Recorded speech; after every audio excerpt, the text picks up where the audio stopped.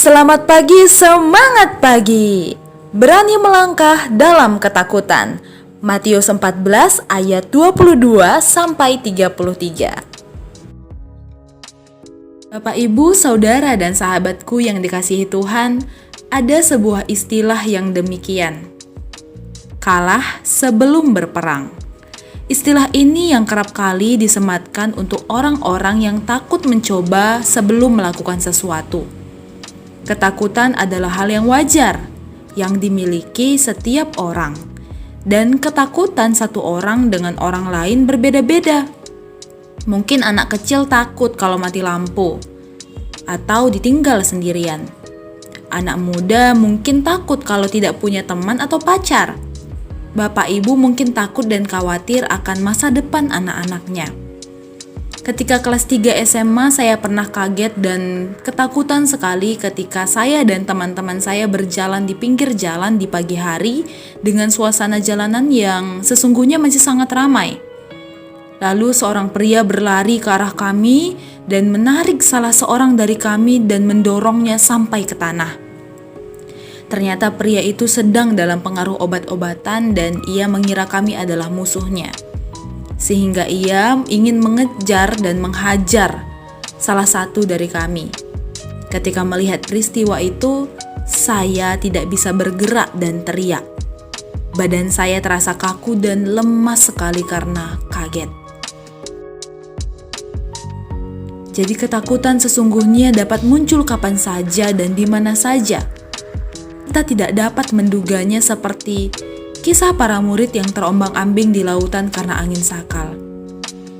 Seketika mereka melihat suatu sosok di atas air, mereka terkejut dan mengira sosok itu hantu.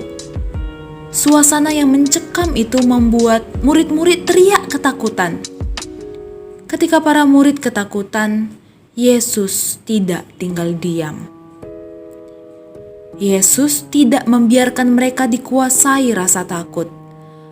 Melainkan Yesus segera menenangkan mereka dan berkata, "Tenanglah, aku ini, jangan takut."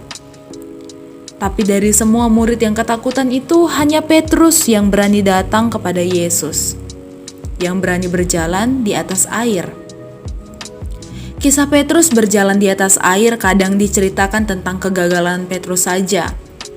Tapi menurut saya, yang gagal adalah 11 murid lainnya yang tidak berani untuk ikut berjalan di atas air bersama dengan Petrus. Murid-murid lainnya dikuasai ketakutan dan tidak berani melangkah. Tapi Petrus berani untuk berjalan dalam ketakutan sekalipun. Dan ketika ia gagal, Tuhan mengulurkan tangannya dan menolong Petrus. Tuhan tidak membiarkan Petrus tenggelam karena kurang percaya. Bapak, Ibu, dan saudaraku, rasa takut memang wajar dirasakan. Takut akan hari esok, takut mencoba hal baru, takut terluka, takut ini, takut itu.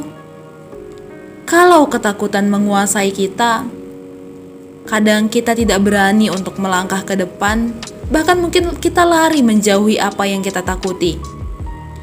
Seperti para murid yang terombang-ambing di atas ombak lautan, mungkin kita punya ombaknya masing-masing.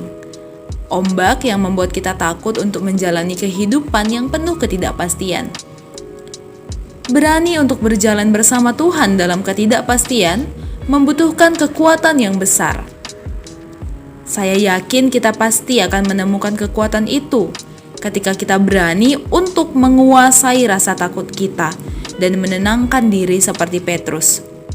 Sehingga saat kita tenang, kita bisa untuk melakukan yang terbaik untuk Tuhan di hari ini.